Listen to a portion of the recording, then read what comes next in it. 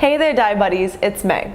At any given time, most people with diabetes don't have depression, but studies show that people with diabetes have a greater risk of depression than people without diabetes.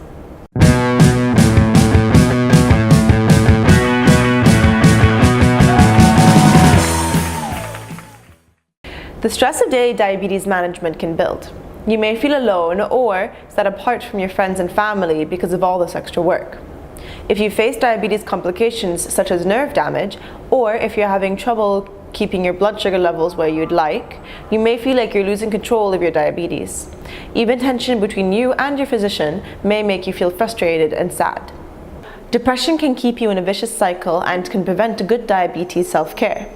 If you are depressed, chances are that you'll find tasks like regular blood sugar testing too much. If you feel anxious to the point where you can't think straight, it will also be hard to keep up with a good diet. You may not feel like eating at all, which can affect your blood sugar levels. You can easily manage the two conditions through these methods: diabetes self-management programs, psychotherapy, medications and lifestyle changes, and collaborative care.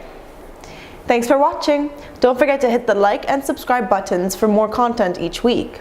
If you want to be notified on when we post a new video, click the bell to be kept up to date.